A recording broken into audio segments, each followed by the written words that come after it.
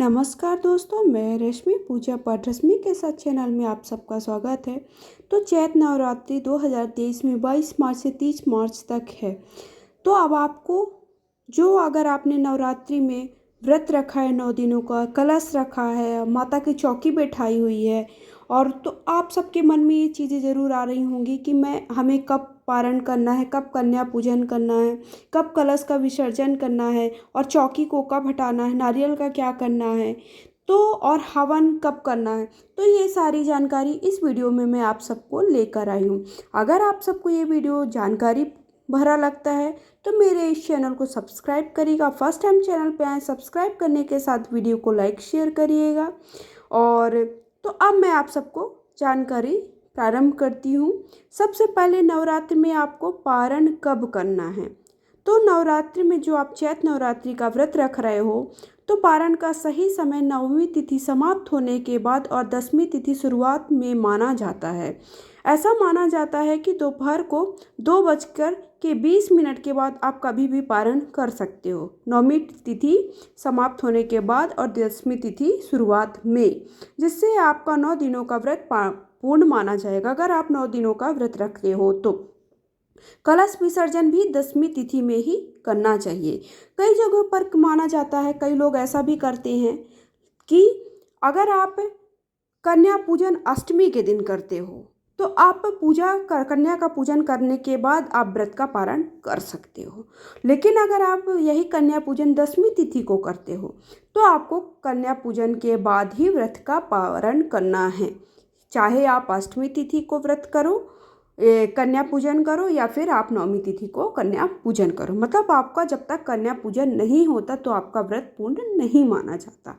व्रत तभी आपका पूर्ण लाभकारी माना जाएगा जब आप कन्या पूजन कर देते हो। अगर आपने अष्टमी तिथि को कन्या पूजन किया तो उसके बाद आप उनको कन्या को अच्छे से निमंत्रित करने के बाद, उनका पूजन करने के बाद आपको अपना व्रत का पूर्ण कर लेना है। जब आपके सारे कन्याएं खा लेती हैं, अच्छे से चली जाती हैं, आपको जो भी उनको आपके पास है श्रद्धा से आप उन्हें दे देते हो, तो वो सब करने के बाद आपको अष्टमी तिथि के बाद आप पारण कर सकते हो। इसी तरह अगर आपने 9वीं तिथि को कन्या का भोज कराया है तो 9वीं तिथि को कन्या के भोज के बाद।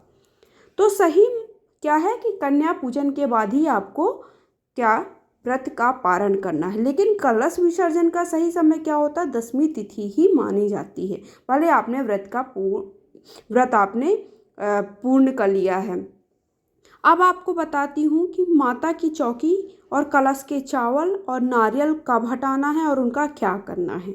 आपको ये जानकारी समझ में आ गई होगी जो मैंने दी है। कुछ भी आपको डाउट है आप कमेंट करके पूछ सकते हैं। नवरात्रि का समापन महाअष्टमी तिथि और 9वीं तिथि को किया जाता है। दोनों ही दिन नवरात्रि की बेहद खास तिथियां मानी जाती। कुछ लोग अष्टमी की तिथि को कन्या पूजन करते हैं तो कुछ 9वीं तिथि को कन्या पूजन करते हैं और 10वीं तिथि को व्रत का पारण करते हैं। माना जाता है कि व्रत का पूर्ण फल तभी मिलता है जब हम व्रत का पारण सही तरीके से करते हैं। कन्या पूजन के बाद ही हमारा व्रत का पारण पूर्ण होता है। अब आप चौकी कब हटाएं।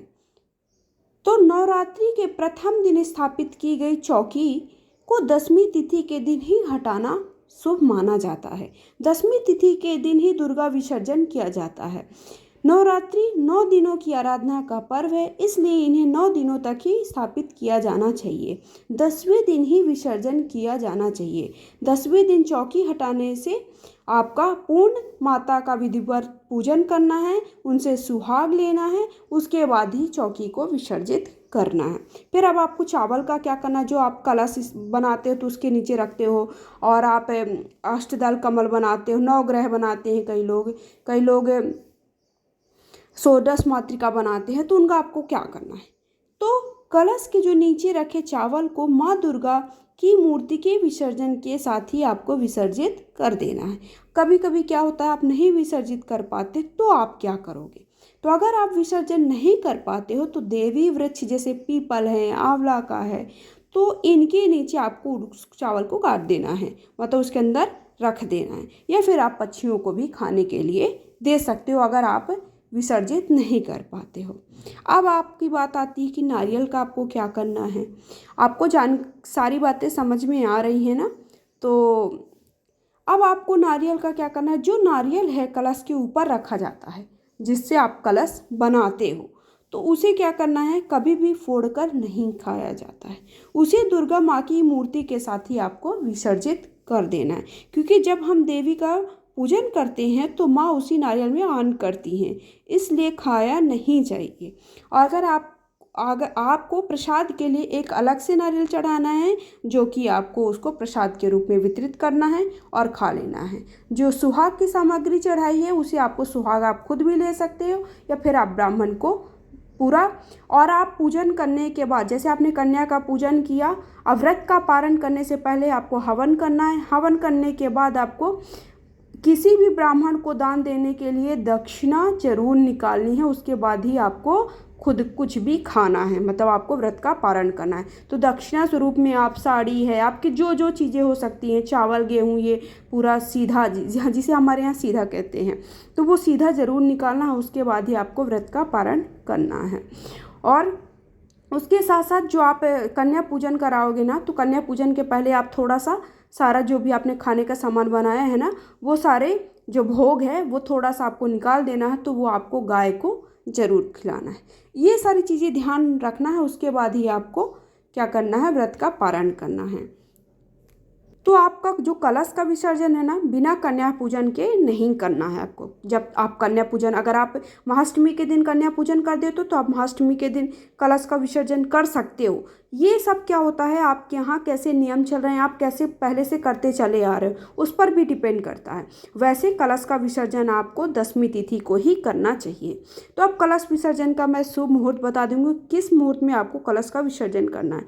30 मार्च रामनवमी तिथि को दोपहर 1:40 से 3:50 तक आप कलश का विसर्जन कर सकते हैं।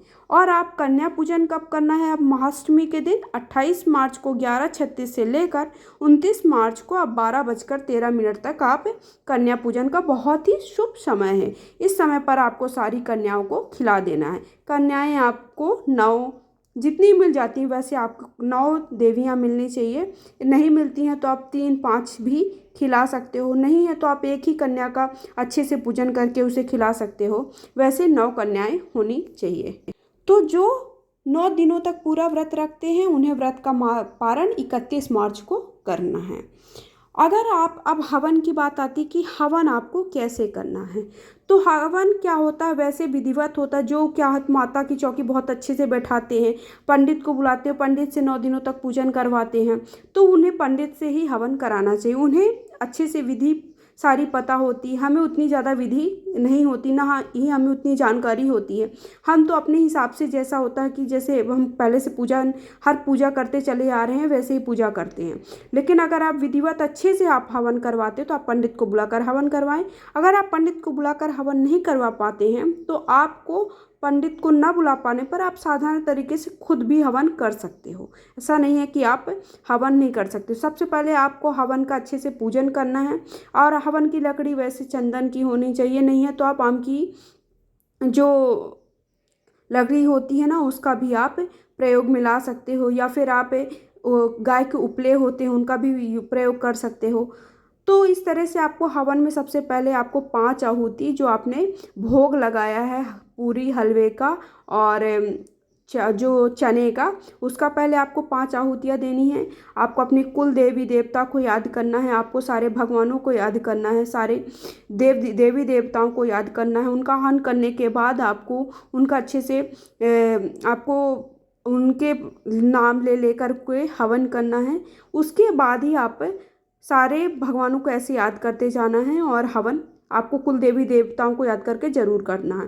फिर लास्ट में जैसे ही आपका पूरा पूजन हो जाता है उसके बाद भगवान से आपको क्षमा याचना करनी है कि मैंने जो आपको पूजन किया है उसमें जो भी गलतियां हुई, मुझे इतना ज़्यादा पूजा पाठ का जानकारी नहीं है, मेरे से जो भी गलतियां हुई हों वो आप मुझे क्षमा करिएगा। और आपको आरती करनी है। आरती करने के बाद सुहाग लेना है और सुहाग आपके जो भी घर में सारी सुहागिन महिलाएं, वो सारी महिलाएं सुहाग लें।